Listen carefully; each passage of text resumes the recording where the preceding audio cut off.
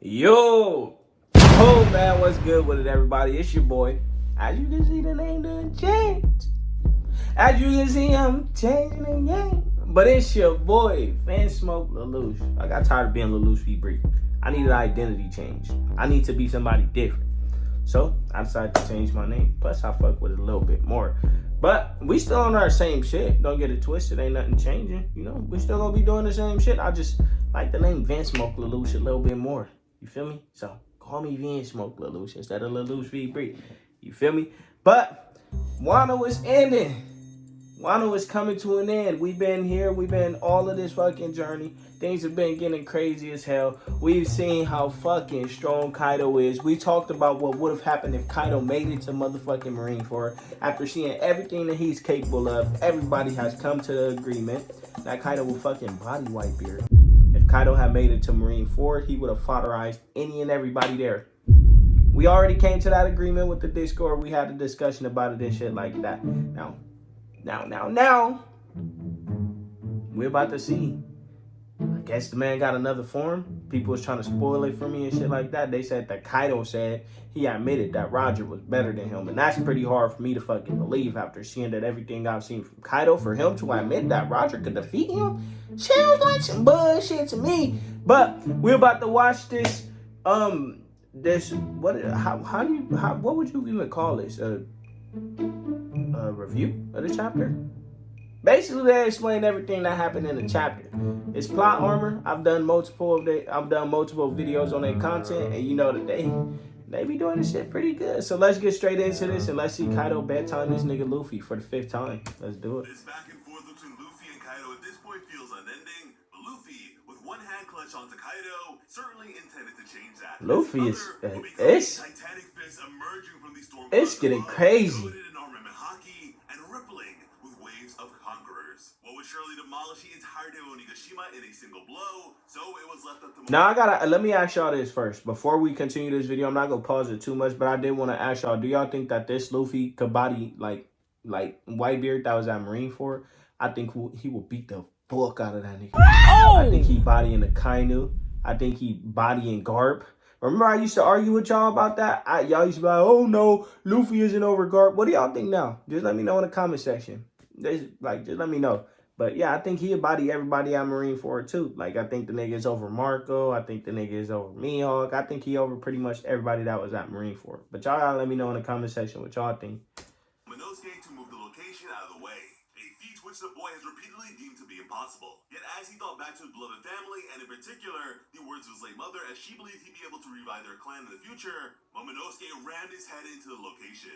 Now, whether or not this was just a desperate attempt, an act of frustration, or the wake-up he needed to get the job done, for now we don't know. They've been talking about the prospect of him doing this for months now, so hopefully it ends up actually... That's Momonosuke? Yeah, Luffy and Kaido... That's Momonosuke?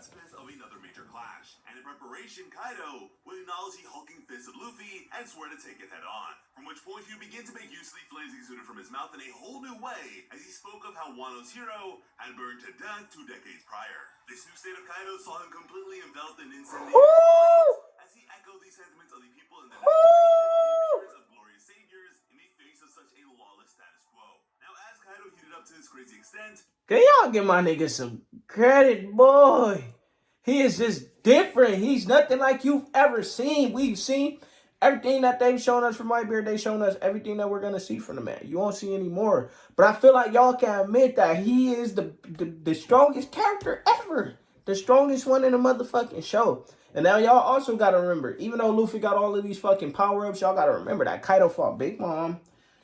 Then he fought Zoro, Luffy, Law Kid. He fought all of them. Then he fought the Scabbards. And he fought Yamato. He's been fighting every fucking body while holding up the island. He's been doing all types of crazy shit. Luffy then got like 6 breaks because he got his ass bedtime, went to sleep, took a good nap. Came back fully energized, got dropped off again, took another nap. Came back new form, got dropped off again. Come on, can y'all give Kaido some credit? Y'all still got to remember, he's doing all of this while holding up the fucking island. Come on. Boy.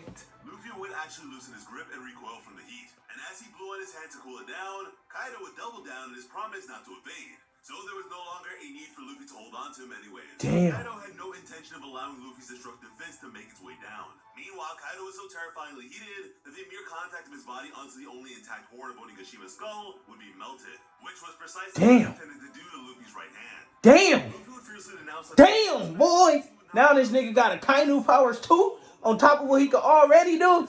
provided Luffy with a whole new understanding of haki, which in Wano they referred to as Yuo. And what he learned was how to attack without making direct contact, which he intended to use. Oh yeah, he had been trying to do that shit way in the beginning. Will presumably result in a case of internal destruction, which Luffy also recently learned of. And such masterful use of these newfound techniques should constitute. Oh, Kaido did. Kaido must have. Oh shit, Kaido. Required to claim the seas as opposed to simply having a strong no for ability. But damn, speaking of, there are just so many fire-based abilities in this series. And as the two attacked one another, Luffy would actually have to shield his eyes from the emerging light. Meanwhile, Usopp, after having been swept away by the watery efforts of Jinbei and Raizo, would beg for the safety of Kinemon and Kiku, as of course they have both been in pretty rough shape for a while now. As all the while, the various samurai on the battlefield, now lacking adversaries of their own, would express their belief and faith in Luffy and his ability to defeat Kaido, as some would even be seen praying for his victory. All while Kawamatsu, who is exhausted, would exclaim the reality we all know to be true. That the future of Wano will not be prosperous unless Kaido is removed from said future.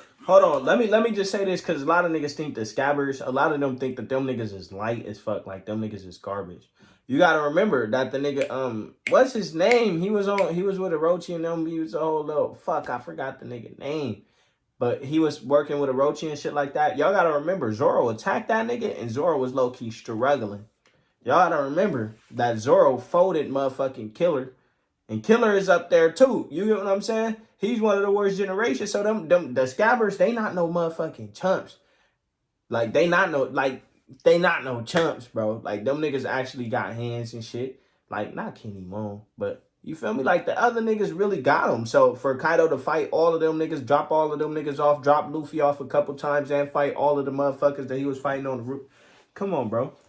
Give him credit where credit is due. His friends were in the midst of fleeing with their pursuers giving chase. As they all cried their eyes out, Kinemon urged them all to not look back. The final shot to put Oden down would then be heard. The scheming Orochi knew exactly where these samurai would be headed, as they undoubtedly intended to protect Momonosuke as he was Oden's heir. And with his knowledge, Kaido decided to take it upon himself to handle the issue. The people would then beg for mercy to be shown as opposed to slaughtering the entirety of the Kozuki clan, but Kaido was relentless and would Damn, Kaido? Just bashing shit. You see how the nigga chin is all the way like east? That nigga hit him with something cold. He need to put that bat down. He too dangerous with it. To the destruction of the Kozuki castle, along with the confirmation of Lady Toki's demise, and the fact that nobody had been seen fleeing from the burning castle. Orochi would then call for the country's daimyo to swear fealty to him or go to war. Which of these honorable warriors was a rather simple and stupid question. Now, we have seen all of these guys at some point or another with the exception of one. As here, this mysterious figure lacks both an associated region and a visual of their face. Instead, we only see them unsheath their blade. This mysterious figure could really and truly be anyone, and with how One Piece works, we probably won't know who they really are for a very long time. However, I will say, the hilt of their blade does look to be somewhat similar to Shisui, the legendary national treasure of Wano, once wielded by Shimotsuki Ryuma, the very blade in Zoro's possession. And so, if I were to make Zoro did get his blade I'd back, imagine this figure is linked to Zoro in some way or another. This could be a relative or a common link between his ancestry and that of the Shimotsuki clan, which would actually be pretty meaningful, as mind you, this is the very clan as early swordmaster. Or maybe them just some random ass characters. Maybe you just thinking too much into it. Except a shogun who wasn't of the Kozuki clan, believing it to be their duty to vanquish these false rulers and avenge Lord Odin. A futile resistance that would only stand to further incur Kaido's unbridled wrath, laying waste to these many heroes as Orochi laughed all throughout the carnage. With the resistance quelled, Wano was made to be a massive weapons factory, with any and all able-bodied men being made to work in said factories, which only continued to be constructed and spread all across the land. And pretty much every major Wano atrocity would be recounted here. We would have men being stolen from their homes, forever traumatizing their families. The mass pollution of the country's water supply, leaving the people with no drinking water, extreme famine due to a lack of fertile land. That's sad right there. Everything that's happening in Wano. Being that of extreme cruelty, that if they can still draw breath, then they can still work. To the point of many meeting their untimely ends on account of overwhelming exhaustion. All hope was to be robbed from them, and the straight slavery, bro. Is simple yet chilling. And And although these conditions were horrendous, there were still some who held onto the words of the late Lady Toki, believing that one day their suffering would come to an end. Emphasizing that at the bare minimum, for some people, all it takes is a bit of hope. We would then have Orochi mocking the people for consuming the defective smile fruit leftovers in their desperation, causing them to eternally smile and laugh. What is really just so horrendous. This Wano arc has been so dark in so many ways, and this It is, bro. Like, this is dark as Orochi hell. has to be one of the most detestable Cretans in all of One Piece, if not all of Shonen. That's what I was just about to say, nigga. All of anime, fuck that nigga. I'll bust his fat ass nose. Do y'all think y'all could beat up Odin? I mean, not Odin. Do y'all think y'all could beat up Orochi? Go in the comment section and let me know. I think I'll fold his ass. What do y'all think? Despite the numerous deaths of all those they cared for, believing this to be the perfect fate for all of them. From there, we would then make our way to the present where Orochi was still very much engulfed in flames, despite being in his own form. What was somewhat similar in visage to the current disposition of Kaido, however, of course, his bottom feeder's burning is involuntary. What could very well be foreshadowing for what is to come for Kaido's fate as well, which we'll be better able to conceptualize in just a moment. But despite being in the midst of burning to death, Orochi sought to commit one more heinous act by way of killing Hiyori, whom he still referred to by her cover name Komurasaki. However, just as he intended to do so and Lady Hiyori braced for impact, a figure would make their presence known, much to the dismay of Orochi. As in an instant, while holding Hiyori, that nigga right there, him. Decapitated the smoldering false lord. That nigga right there. A glimpse of some lanterns being let off into the night sky, one of which praying for the disappearance of Orochi. But I must say that seeing as Orochi is a Hydra, I'm not so sure if this really is the end of him, but boy oh boy, do I hope it is. And I mean, contextually, it would make sense considering the hefty flashback that took place over the course of this. Like, why is this nigga still alive, bro? Like, fuck. A whole lot more than that. But as his severed head slammed onto the ground, we would see even more lanterns. One of them praying to be freed from their hell, and another begging for only but a sip of clean water. The conditions of Wano are just down. Wano is definitely coming to an end when they start showing shit like this. It's probably gonna be like one more episode.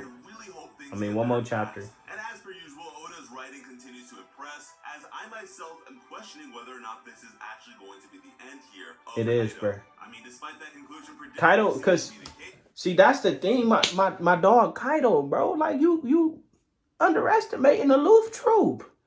He done learned some shit. You like, man, I'm not finna move. I'm finna chill right here. Well, bye-bye.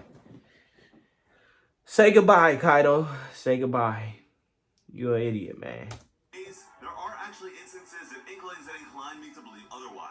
And truly, no matter what the case ends up It's over. the sheer fact that I have to debate that to myself says a whole lot. But Luffy, as he would be savior of these people, was in the midst of clashing against Kaido in what, for the moment at least, appears to be an all-or-nothing final display from both of them. The end of Wano. There won't be any more interruptions or interventions during this fight between Luffy and Kaido, and so, with Luffy being ever so confident in the fact that he will end this fight if he is able to land this punch, then I am inclined to believe that he will land the punch. And by landing it, I don't mean actually physically touching him, I mean by using haki. Because if he doesn't, if he fails here, then he loses an arm, which I don't imagine he's going to do. At least not right now. But beyond landing the punch, the question becomes, will it actually end Kaido? But I suppose if Momonosuke is able to move Onigashima out of the way in time, then by making impact, Kaido is bound to land in the water, which will spell disaster for him considering he is a Devil Fruit user. But I am curious if you believe this is it or not, so let us know in the comments. Let me know as well. I think this is the end of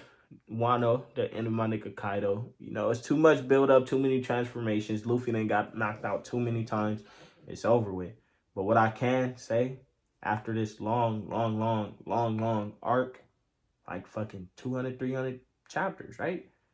What I can say after this long arc is Kaido has definitely earned my respect. Kaido has been earned my respect.